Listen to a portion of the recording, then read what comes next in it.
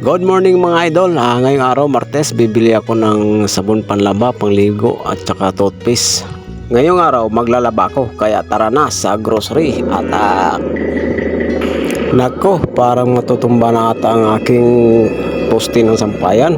Kaya yan dyan pa naman ako dumadaan. May kunting tulay-tulay na yan dyan sa may kanal. Kaya buti ko na lang na pagkasya ko na lang yung minabela na aking motorsiklo. Kaya yan, medyo tumitigil-tigil muna ako at sinisigurado kong makatulay ako sa kahoy na tulay. Kaya ito, dire-diretso na tayo dahil mamimili ako ng sabon panglaba at pangligo. Buti na lang hindi umulan dahil kapag umulan dito, napakaputik po dito mga idol. Kaya ito ang aking motorsiklo. Kaya isang linggo, isang bisis ko lang nililinisan dahil kapag palagi umulan, ako masasayang na talaga yung tubig kapag araw-araw mong lilinisan. Kaya ito, madulas dito mga idol kapag umulan. Kaya dapat sa lahat ng oras mag-iingat. Kaya ito tayo, dire-diretso na tayo sa pagtakbo at nang marating ang grocery store. Kaya akala mo dito mga idol, yung lugar namin ay bukid, pero sa hindi makalain na ito po ay malapit po sa bayan. Sentro po ito ng San Jose Antique. Ayan, maya na po pagbaba ko po dyan sa unahan, mga siguro 500 meters nandiyan na po yung Gaisano Grand Mall of Antique. Kaya ito po yung daanan ko rito mga idol. Pag malakas ang ulan dito, malakas din ang tubig dito na bumababa. Kaya dire-diretso tayo mga idol dahil tanghali na. Maglalaba ko pagbalik ko ng bahay. Kaya medyo maganda-ganda ang panahon ngayon, medyo umiinit, hindi katulad ng kahapon, masyadong makulimlim. Kaya ito na po yung Gaisano mga idol na ginagawa dahil dati po ito nasusunog po ito. Kaya ilang taon na rin itong ginagawa, mga sa 2 to 3 years na. Kaya hinihintayin lang po ng mga tao na magbukas. Malapit na po tayo sa crossing.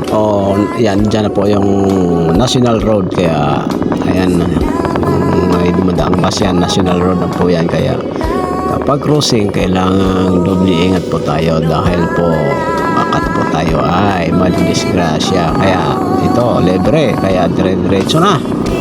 Ayan po, mga siguro 30 seconds marating ko na po ang grocery store. Pioneer na grocery store ng Antique, yung Licanda store.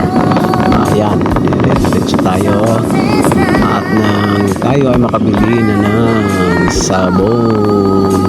Kaya ito, dire-diretso. Titignan ko muna yung magkabilang panig kung safety ba, kasi sa unahan may siko. Kaya kailangan doble ingat tayo. Kailangan maliksito ang ating mata kasi karamihan sa crossing marami pong nagbabanggaan kung minsan. Diyan sa unahan ng konti, ako ay liliko sa kanan para dito po ang daan na ito ay napakaluwag po ng daan dito, hindi katulad dito sa National Road. Talagang maraming dumadaan dito, kaya mas maigi na dito na ako dadaan. At ito ay dito ay medyo komportable pong daanan kasi medyo maluwag-luwag. Kaya dyan sa may unahan, liliko na rin ako dyan sa kaliwa at yung diretso ng kaliwa ay yan po yung San Jose Business Park. Kaya dyan ako mamimili sa Licanda store. Kaya ito, liliko po tayo. Ayan na po, dito na po tayo sa Business Park ng San Jose Antique. Andito na po tayo, kaya umaga pa lang marami na talagang mamimili. Itong pamilihan na to ay talagang dinadagsa ng mga tao kasi maliban sa mas mura na, medyo komportable pa sila kasi dating na to ito na yung pinaka-pioneer dito ng San Jose Antique na pamilihan. Kaya ito, tuloy tayo mga idol, pasok tayo sa Licanda store. Ito ay nakalimutan ko nga pala yung aking helmet na iiwan, kaya balik muna tayo sa motorsiklo at aking iwan yung aking helmet. Pasok tayo mga idol. Ito na. nag-iisip na ako kung anong iba pang bibilhin para gagamitin sa bahay. Kaya buti na lang ngayong umaga medyo hindi masyado marami yung customer. Medyo makakalabas ako ng kaagad nito. Umpisahan ko na ang pagpili ng aking bibilhin. Kaya tingin-tingin muna sa kaliwa, sa kanan, sa harap, sa likod, tumalikod na. Kaya ito mga idol, ito pipili na ako ng aking mabibili. At saka yung ginagamit ko palang mga idol, napakasimple lang po. Yung mumurahin lang po yung bibili nating mga sabon. Katulad nito. Yan, titignan ko yung Shell Bath Soap. Kasi ito po yung pinakamura po. Isang linggo sa 3 kaming gagamit. Sobra isang linggo na po maubos po itong Shell Bath Soap sa halagang 28 pesos. Kaya ito talagang nakapaka save talaga itong sabon na to. Ito nakuha ko na yung Shell Bath Soap. At pinipili ko na lang yung puti o itong papaya ba ang aking bibilhin. Kasi depende naman po kung ano ang kulay na magugustuhan at yan ang aking kukunin. Kaya ito pipili naman ako ngayon ng habon na powder pang labas sa uniforme. Kaya ito po yung pinaka sabon ko mga idol. Ayan, simpleng sabon. Kaya ito Ariel yung nakukuha ko. Sunod ko naman kukunin ay ang shampoo. Hanapin natin yung shampoo. Yung shampoo ko mga idol, ito po yung Sunsilk. Kaya sana ba yung Sunsilk dito ay ano nga pala, habon na barita po muna. Kasi panglaba po ito ng pang bahay lang na damit.